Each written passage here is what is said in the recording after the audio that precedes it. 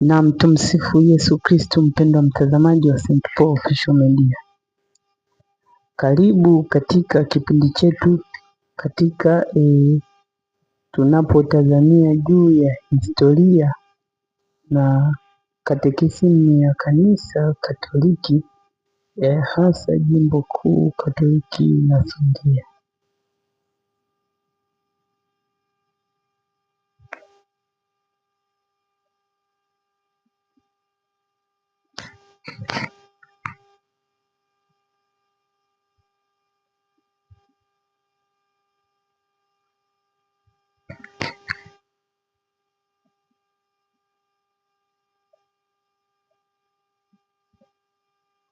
Katekisimu hii ndogo ya Kanisa Katoliki, ambayo ni zawadi ambayo kanisa limetukirimia katika nyakati hizi, pia ni zawadi ya kudumu isiyopitwa na wakati. Kwa njia ya katekisimu hii, kanisa linatufundisha imani ya Kristo na uaminifu wake.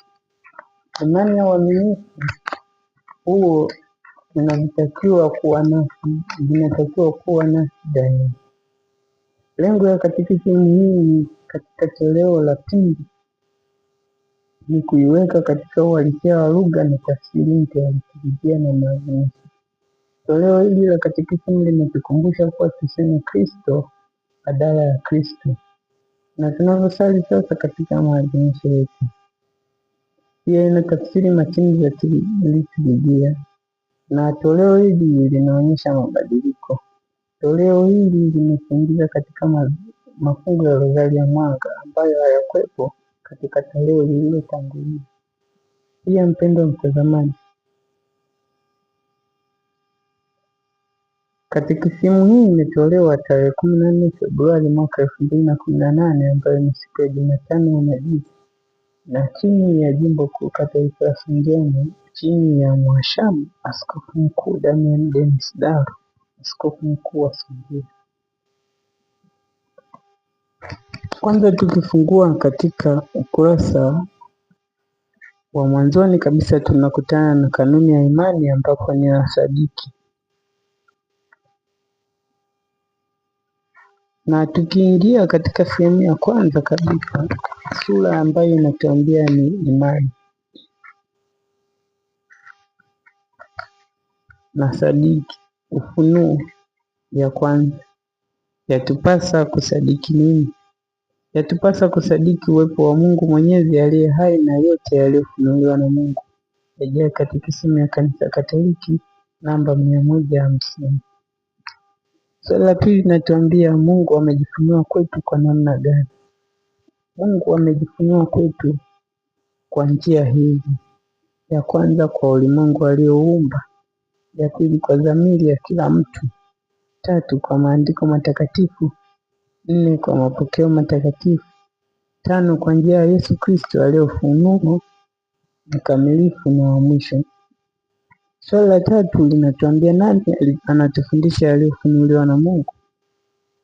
Kanisa Katoliki peke yake kwa mwanga wa Roho Mtakatifu anatufundisha yote yaliyofunuliwa na Mungu.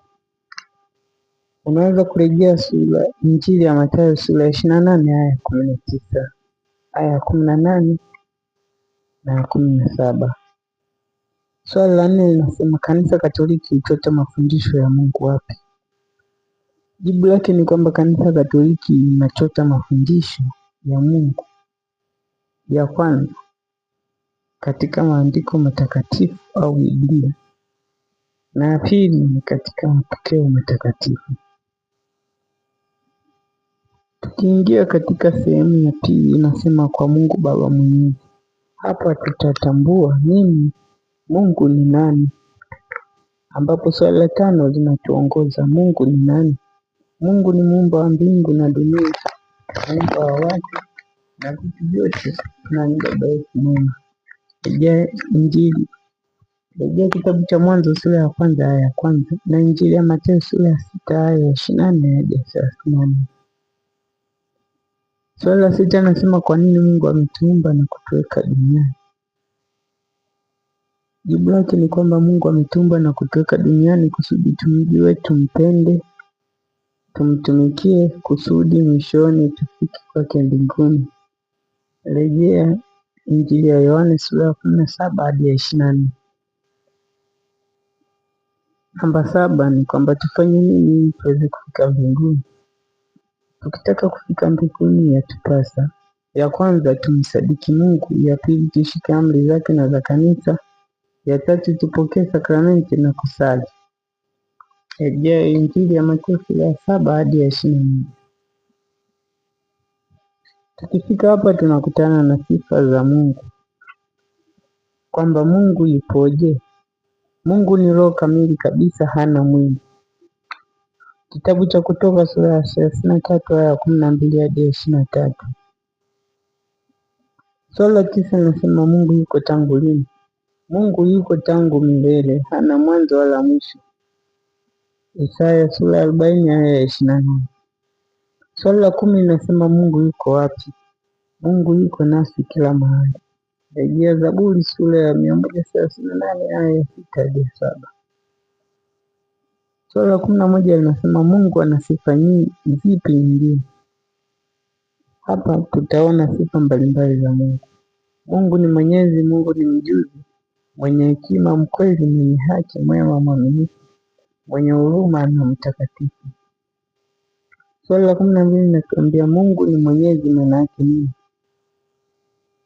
Mungu ni mwenyezi, maana yake anaweza yote atakayo. Rejea Injili ya Luka sura ya 1 hadi 7. Swali la 13 linatuambia Mungu anajua nini? Mungu anajua yote, anachunguza hata mawazo yetu. Zaburi ya 138 ya 1 hadi ya 6. Mungu ni mwenye hekima, maana yake nini? Mungu ni mwenye hekima, maana yake anaongoza mambo yote kusudi nia zake takatifu zitimie. Swali la 15 linasema Mungu ni mkweli, maana yake nini? Mungu ni mkweli, maana yake hadanganyi wala hadanganyiki. Yohane sura ya 14 aya ya 6. Swali la 16 linasema Mungu ni mwema, maana yake nini?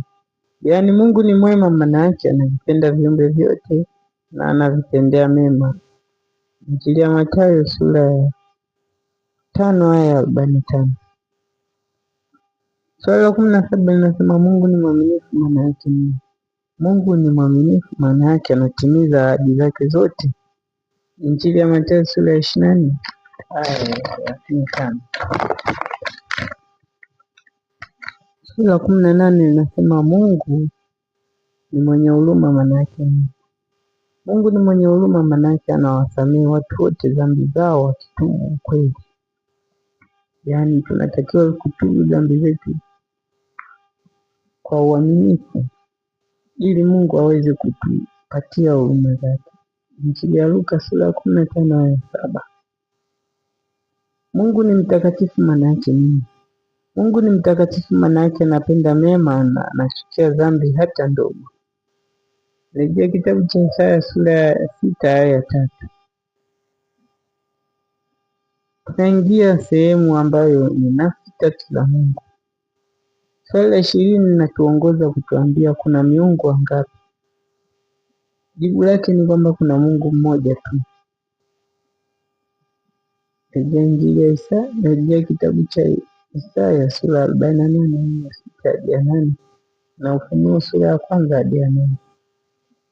Swali la 21 linatuambia katika Mungu mmoja kuna nafsi ngapi? Jibu ni kwamba katika Mungu mmoja kuna nafsi tatu ambazo ni Baba, Mwana na Roho Mtakatifu. Swali la 22 linatuongoza kwamba Mungu Baba na Mungu Mwana na Mungu Roho Mtakatifu pamoja huitwaje? Jibu lake ni kwamba Mungu Baba na Mungu Mwana na Mungu Roho Mtakatifu pamoja wanaitwa Utatu Mtakatifu. Injili ya Mathayo sura ya 28 aya ya 6.